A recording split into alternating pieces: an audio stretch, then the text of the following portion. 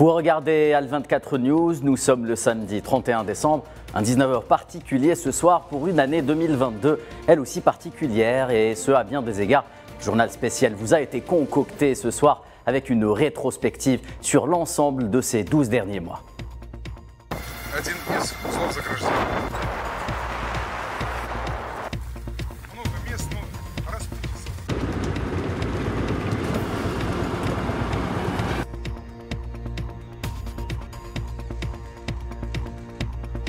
In this historic year of His Majesty the King's coronation.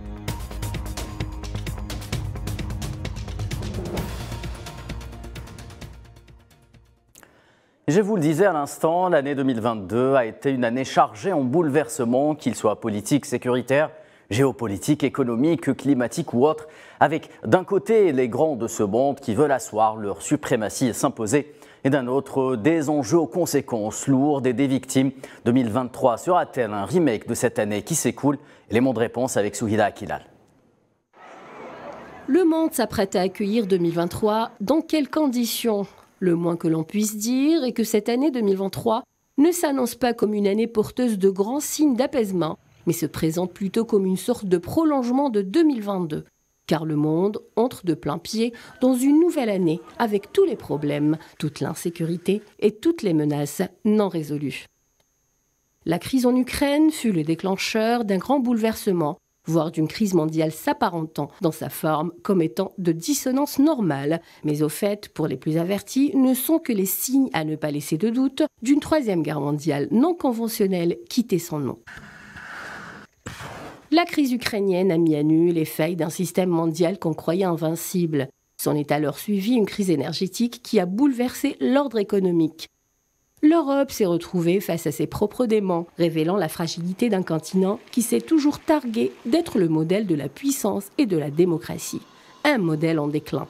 Cette crise énergétique a créé la fêlure au sein d'une Union européenne complètement désunie, affaiblie et surtout scindée en plusieurs parties, après le choc causé par la crise sanitaire. L'exemple de l'Italie en est la parfaite illustration. 2022 fut également l'année de la crise alimentaire ou céréalière. Une crise aux répercussions directes sur un monde émergent qui peine à subvenir aux besoins de première nécessité. Une crise qui a de fortes chances de durer. 2023 accueillera également, bien malgré lui, tous les non résolus sur le plan politique. La crise taïwanaise qui fonctionne en dents de scie, comme pour entretenir une tension permanente dans la région. Sans parler du bras de fer continuel entre les États-Unis et la Chine pour le contrôle de l'économie, du commerce et pour asseoir leur suprématie sur le monde. Les ondes de répercussion de cette lutte des grands n'ont pas été sans effet sur le reste du monde. Crise en Afrique, bouleversement sécuritaire également sur la région du Sahel, banqueroute au Liban, bref, un monde en pleine effervescence, sans oublier l'éternelle question du bouleversement climatique, qui à elle seule est une histoire aux conséquences dramatiques. Des tempêtes glaciales, aux pluies diluviennes, aux inondations dramatiques, à la sécheresse meurtrière, un véritable spectacle de la colère de Dame Nature et les conséquences de la manipulation irraisonnée que tous les forums du monde n'ont pu résoudre en raison de l'égoïsme de l'homme. Ce 2023 aura hérité d'un lourd fardeau qui soulagera 2022 par faute de n'avoir pas su venir à bout de ces foyers de tension qui ont éclaté du jour au lendemain en apparence, sachant que le plat morbide a été cuisiné dans les coulisses de ceux qui dirigent le sort de ce monde depuis des années. Devons-nous attendre beaucoup de ce 2023 qui, même avant de pointer son nez, semble déjà lourd du poids de 2022? Dans le dossier ukrainien, un message adressé aux soldats russes à l'occasion du Nouvel An, le ministre russe de la Défense, Sergueï Shoïgu, a déclaré que l'année qui s'achève entrera à jamais dans la chronique militaire de la patrie russe. Shoïgu considère que la victoire est désormais inévitable. Au cours de l'année qui s'achève, nous avons tous été confrontés à de sérieuses épreuves qui ont modifié le cours habituel du temps. Nous commençons la nouvelle année dans une situation militaro-politique difficile, alors que des tentatives sont entreprises pour rayer notre glorieuse histoire et nos grandes réalisations. Conflit en Ukraine toujours, le ministère de la Défense biélorusse a déclaré qu'un missile ukrainien aurait été abattu par des systèmes de défense aérienne qui a résulté par la chute de ces débris dans un champ près d'un village de la région occidentale de Brest, à la frontière de l'Ukraine et de la Pologne. Le comité d'enquête biélorusse indiquait dans un commentaire vidéo que les débris découverts appartiennent à un missile guidé anti-aérien S-300. Et après plus de 2 ans de pandémie Covid-19, le monde s'est réveillé à l'aube d'un 24 février 2022 sur un conflit militaire comme il n'en avait pas connu depuis plusieurs années. La crise opposant la Russie et l'Ukraine depuis de longues années s'est transformée en un conflit armé avec des répercussions géopolitiques et économiques sans précédent. Amine Touta.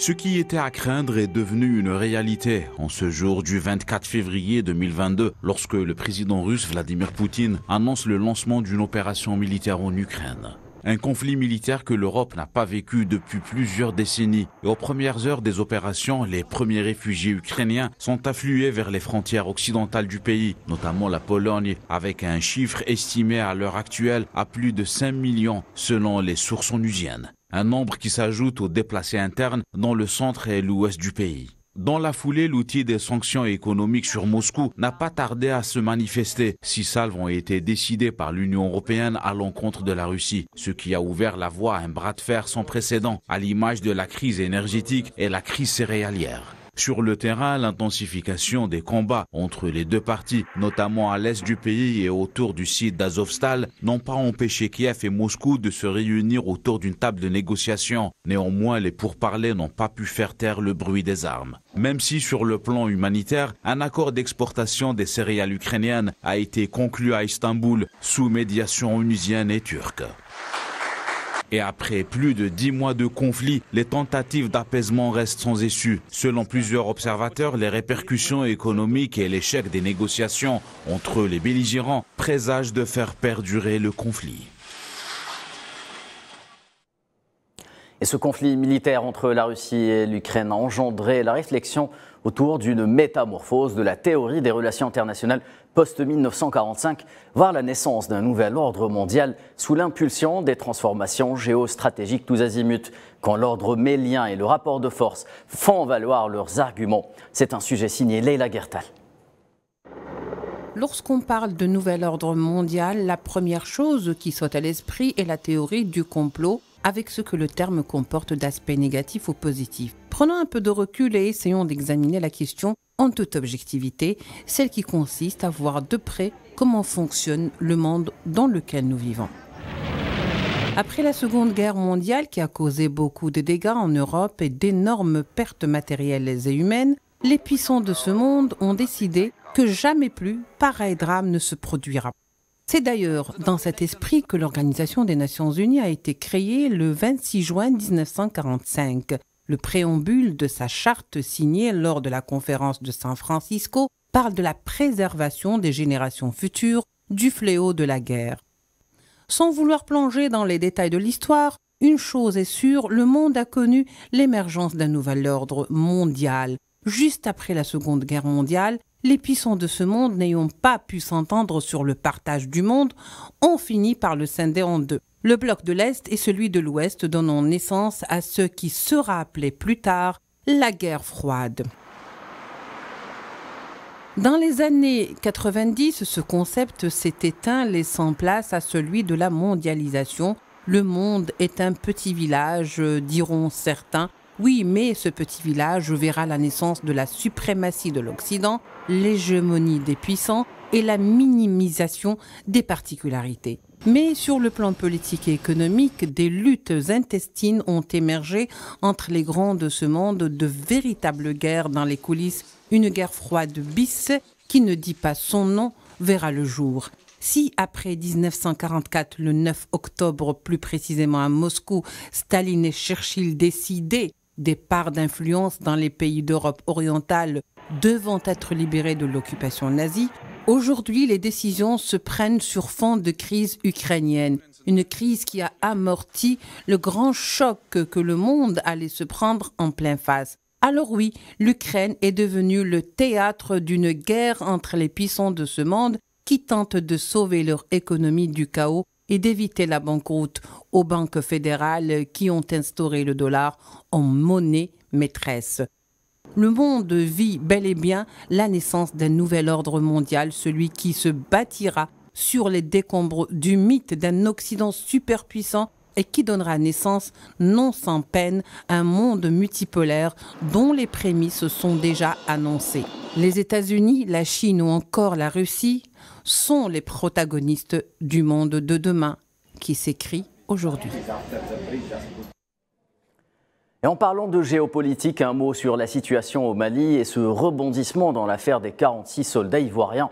Ils ont été condamnés hier par la justice malienne à une peine de 20 ans de réclusion criminelle avant expiration de l'ultimatum fixé au 1er janvier par les chefs de l'État de la CEDEAO pour les libérer. Les soldats prévenus ont été déclarés coupables d'attentats et complots contre le gouvernement et d'atteinte à la sûreté extérieure de l'État.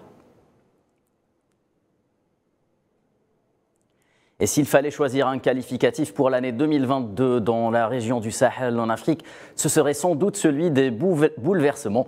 2022 aura été marqué par des changements conséquents dans cette zone hautement stratégique du continent, un continent à l'aube de grandes transformations. Tinhinan Makassi. L'année qui vient de s'écouler, avec son lot de bouleversements, a été un facteur géopolitique non négligeable pour le Sahel, mettant en lumière les contradictions des relations entre la région et l'Occident. Une contradiction cristallisée par la présence des forces étrangères. D'ailleurs, la fin de Barkhane au Mali est sans doute l'événement qui aura le plus fait parler de lui. La France, ancienne puissance coloniale et puissance impérialiste, déboutée après 10 ans de présence et un bilan caduc concernant la lutte contre le terrorisme. La souveraineté, le fer de lance du projet politique des autorités de la transition en Mali. C'est à ce titre d'ailleurs que le Mali se retire de la force du G5 après avoir été empêché de prendre sa présidence. Les autorités de la transition malienne signent et persistent. Il est question pour leur pays de reconquérir son indépendance confisquée par les régimes relais et l'Occident. Un choix qui se veut également naturel pour les Burkinabés, en particulier depuis l'arrivée au pouvoir d'Ibrahim Traoré, emboîtant le pas de fait au Mali. Un pas qui semble du goût du peuple du Faso, qui ne cesse de prendre la rue d'assaut pour exprimer son soutien aux politiques de la transition. D'ailleurs, les peuples du Sahel sont d'avis de la nécessité d'une refonte des relations avec les puissances étrangères, en vue d'un développement plus équitable de la région. En 2022, le Burkina Faso aura aussi rendu justice à Thomas Sankara, 34 ans après son assassinat en avril dernier, suite à la condamnation à perpétuité de Blaise Compaoré et 2 de ses complices. Les graines semées il y a plus de 60 ans par les héros des indépendances africaines, de Mobutu Keïta à Thomas Sankara, ont bien germé. Ces graines sont celles d'une nouvelle page de l'histoire qui ne s'écrira pas sans les Africains. Et pourquoi pas dès ce 2023. Et en République démocratique du Congo, des affrontements ont opposé vendredi l'armée congolaise appuyée par des groupes d'autodéfense aux rebelles du M23 au nord de Goma dans l'est du pays. Indiqué des sources locales, les combats se sont concentrés à Bouiza, localité du territoire du Rutshuru, où se situe la dernière position de l'armée congolaise dans la zone. L'Afrique, c'est aussi le Sahara occidental. 2 ans après la rupture du cessez-le-feu par les forces d'occupation marocaines, l'année 2022 a permis d'opérer une grande percée diplomatique pour la cause sahraoui et de mener une campagne internationale ample pour la défense des droits légitimes du peuple du Sahara occidental, toujours en voie de décolonisation. Sofiane Baroudi. La République arabe sahraoui démocratique, membre fondateur de plein droit de l'Union africaine, a sans conteste renforcé sa position sur le continent et dans d'autres espaces géographiques durant cette année 2022. Ceci a été démontré par la participation de la RAS aux travaux de la conférence internationale de Tokyo sur le développement en Afrique, organisée cette année dans la capitale tunisienne. Cette tendance est également illustrée par l'ouverture des ambassades du Botswana et de l'Angola auprès de la République sahraoui, mais également par le rétablissement des relations diplomatiques avec le Sud-Soudan, ainsi que par l'affirmation forte du Kenya de son soutien aux droits inaliénables du peuple du Sahara occidental à l'autodétermination et à l'indépendance. la dernière colonie du continent est appuyée résolument dans sa lutte historique par les grandes puissances africaines sur l'axe Alger-Johannesburg, attaché à la poursuite du processus de décolonisation en respect du droit international et en défense des principes de la Charte des Nations Unies. L'ONU a d'ailleurs appelé à veiller au respect des droits du peuple sahraoui en lutte à l'occasion du 62e anniversaire de la résolution 1514. La session du comité spécial de décolonisation a également révélé au grand jour le large soutien dont bénéficie le peuple du Sahara occidental dans la voie de la concrétisation de ses aspirations à disposer de lui-même. Dans ce sillage, de nombreuses organisations internationales ont également dénoncé la répression et les violations récurrentes des droits humains perpétrées par le régime d'occupation marocain. L'espace latino-américain et caribéen a également connu une percée certaine de la cause sahraoui. Si Cuba, le Nicaragua et le Venezuela maintiennent le cap d'une solidarité inconditionnelle, le Pérou, le Mexique ou encore la Colombie ont relancé leurs relations avec la République arabe sahraoui démocratique. Le chef de la diplomatie du Honduras, Gerardo Torres Zelaya, a pour sa part été accueilli dans les camps de réfugiés à Tindouf à l'occasion d'une visite historique d'amitié et de solidarité. Pour rappel, dès le mois de février, la participation du président de la RAS, Brahim Ghali, aux travaux du sommet Union européenne-Union africaine de Bruxelles, aux côtés des dirigeants réunis des deux continents, a ouvert le bal des acquis internationaux pour la cause sahraoui. À l'occasion de ce grand rendez-vous, dans une conjoncture de reconfiguration globale des rapports de force. À ce propos, la cause sahraoui fait de grands progrès sur le vieux continent, et ce, malgré la politique de chantage et de corruption arborée par l'occupant pour influencer les institutions européennes afin d'imposer un fait accompli colonial. Si l'Italie enchaîne les pas favorables à la cause sahraoui, le Conseil d'État français a rendu une décision interdisant l'importation de produits agricoles en provenance des territoires occupés illégalement du Sahara occidental, ceci en application du verdict rendu par la Cour européenne de justice. La mobilisation de la société civile européenne et des justes de tous horizons aux côtés du peuple sahraoui et de son désir légitime à jouir de ses droits inaliénables s'est manifestée dans plusieurs pays, à l'instar de l'Espagne, de la Suède ou encore de l'Allemagne. Berlin a d'ailleurs accueilli en décembre les travaux de la coordination européenne pour le soutien et la solidarité avec le peuple sahraoui, qui continue de résister depuis plus de 5 décennies pour la concrétisation de l'horizon de l'autodétermination et de l'indépendance. Chez le voisin mauritanien, le président Mohamed Ould Cheikh Al-Ghazouani a annoncé récemment que les salaires des fonctionnaires civils et militaires seront augmentés de 20% à partir de début janvier prochain. Dans un discours adressé à l'occasion du 62e anniversaire de l'indépendance du pays, le président Al-Ghazouani a passé en revue le bilan des 3 années passées à la tête de la Mauritanie, soulignant que malgré les crises économiques mondiales, l'économie mauritanienne a atteint une croissance de l'ordre de 5,3% en 2022.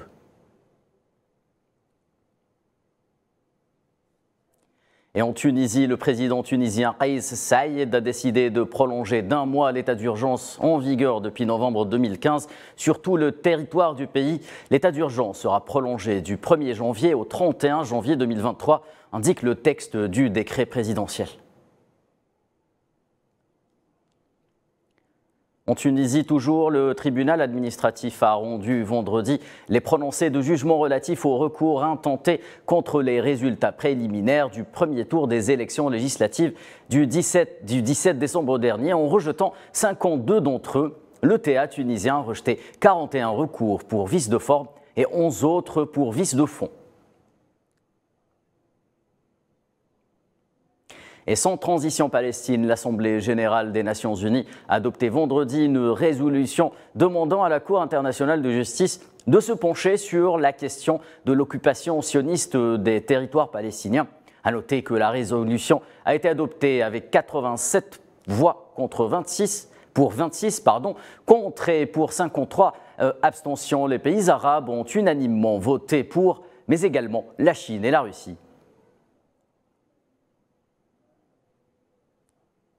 Justement, l'année 2022 a été caractérisée par la centralité de la question palestinienne dont l'Algérie s'est faite le porte-voix, notamment lors du 31e sommet arabe d'Alger. Alger qui a œuvré pour l'unification des rangs palestiniens, prélude à l'adoption par les pays arabes de la déclaration d'Alger. Safwan Ben Sabri.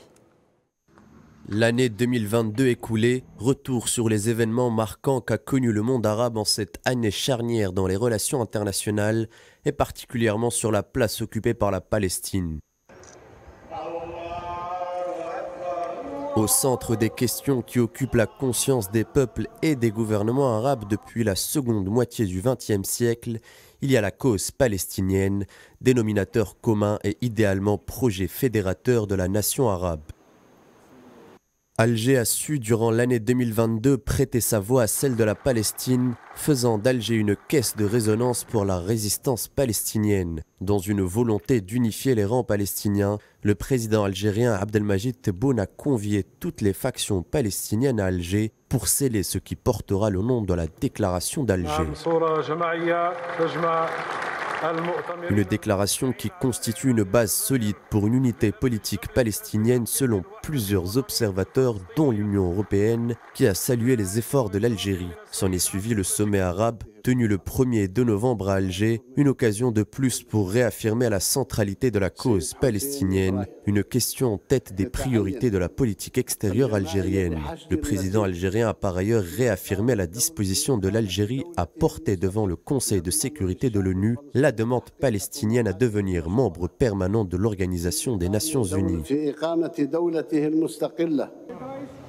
Hormis la place centrale occupée par la cause palestinienne dans le champ politique arabe, celle-ci a aussi trouvé un écho dans le monde du sport avec la Coupe du Monde au Qatar, première de l'histoire à être organisée dans un pays arabe. Un mois durant, il a été difficile d'ignorer la présence massive de drapeaux palestiniens dans les mains des supporters, une façon de montrer que la Palestine aura toujours sa place dans le cœur des peuples arabes.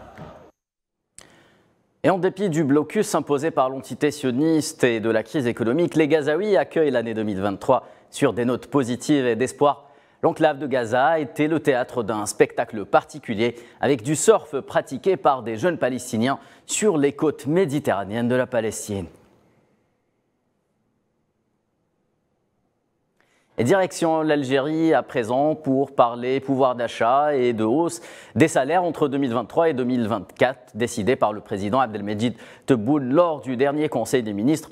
Une décision qui entrera en vigueur dès ce dimanche 1er janvier et touchera quelques 2,8 millions de fonctionnaires. Et l'Algérie, qui avait fait de l'économie son autre cheval de bataille en 2022, le pays a renoué avec la croissance. L'évolution positive de plusieurs secteurs lui a permis de concrétiser une remarquable relance économique post-Covid sur une année civile. Mohamed Wali Ben Chaban.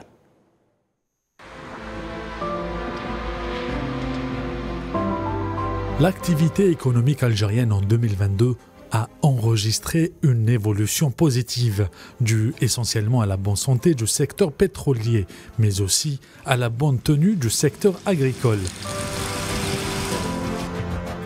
D'autres indicateurs macroéconomiques demeurent réjouissants. Sur un an, d'énormes progrès ont été accomplis avec un retour de la courbe de croissance sur sa trajectoire ascendante. Malgré les différentes crises et l'inflation mondiale, un réel renversement de situation s'est produit en Algérie. Le gouvernement a orienté sa politique pour croiser le fer avec une situation internationale complexe. Des réformes prometteuses ont été lancées sur l'investissement, la fiscalité et l'accélération de la numérisation de tous les secteurs. Avec ces nouvelles mesures, Alger ambitionne de se faire une place de leader en Afrique, à travers le lancement de plusieurs projets d'intégration africaine. La route transsaharienne, avec son réseau routier estimé de plus de 141 000 km, devrait contribuer à l'intégration économique dans les échanges commerciaux entre l'Algérie et les pays du Maghreb et ceux du Sahel. Des pays considérés comme alliés stratégiques de l'Algérie, à l'instar du Qatar, de la Turquie, de la Chine, de l'Italie et de la Russie, s'intéressent au renforcement de la coopération et de l'investissement dans divers domaines. Pour la relance du secteur minier, Alger a ouvert le domaine aux investisseurs. Le secteur pourrait apporter une réelle valeur ajoutée à l'économie, avec l'exploitation optimale de 3 grands projets structurants devant être le principal moteur du secteur minier, à savoir le projet d'exploitation du fer de la mine de Rajbilet, le projet d'exploitation des gisements de phosphate, en plus de projets d'exploitation du plomb et du zinc. Concernant le secteur de l'énergie, les investissements de Sonatrach qui se sont élevés à 8 milliards de dollars. Une grande part des investissements est orientée vers le marché extérieur et la production afin de préserver les capacités productives nationales. Le secteur agricole, pour sa part, a tiré son épingle de jeu durant l'année sortante en réalisant une croissance remarquable, soit 31% en valeur de son chiffre d'affaires et 75% la couverture des besoins du marché local. Cette année était marquée également par une hausse notable des exportations hors hydrocarbures en réalisant 7 milliards de dollars. Un autre record est enregistré dans une année caractérisée par de nombreux conflits internationaux. Les résultats réalisés sur 12 mois arrive à satisfaire d'ores et déjà les conditions d'adhésion aux BRICS et l'Algérie se fixe l'objectif d'y adhérer dès 2023.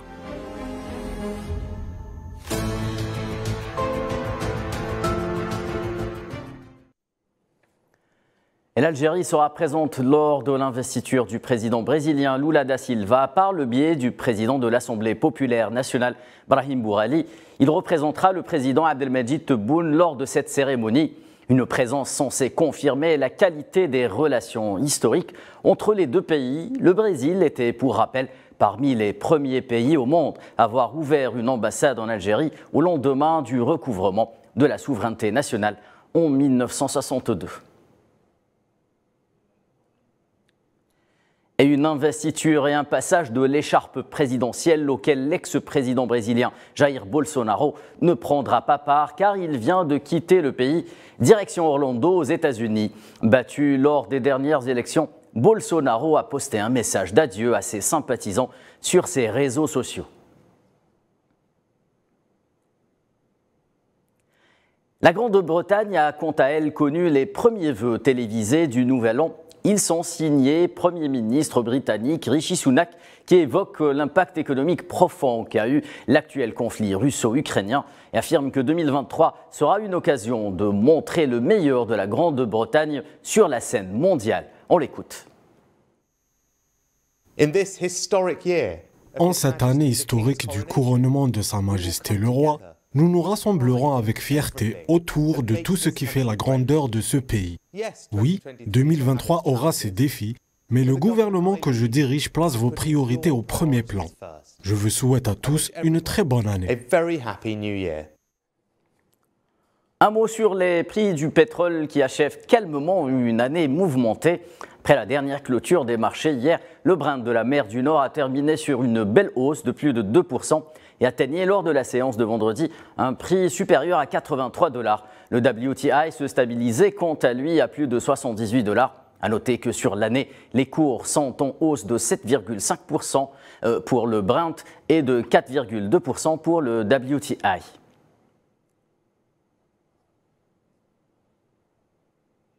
Le 31 décembre 2022 sera également une date à marquer d'une pierre noire pour le Vatican. Le Saint-Siège a annoncé ce samedi la disparition du 156e pape de son histoire. Benoît XVI est décédé ce samedi à l'âge de 95 ans. De son vrai nom, Joseph Ratzinger, Benoît XVI avait démissionné de son poste en raison de la détérioration de sa santé et vivait depuis lors dans un monastère au cœur des jardins du Vatican. Il était le premier pape allemand depuis Étienne IX. Et le prochain club dont Cristiano Ronaldo portera les couleurs est désormais connu. Ce sera la formation saoudienne d'Al-Nasr. En effet, et après plusieurs semaines de rumeurs incessantes sur la destination du quintuple Ballon d'Or portugais, le club d'Al-Nasr a officialisé l'arrivée de l'ancien Mancunien libre de tout engagement après la résiliation de son contrat avec les Red Devils de Manchester United en novembre dernier. À 38 ans, CR7 s'apprête à revêtir le maillot de son 5e club durant sa carrière. 2023 est déjà d'actualité en Australie, l'un des premiers pays à avoir fait leur passage au Nouvel An. Je vous laisse apprécier ces images de célébration à Sydney.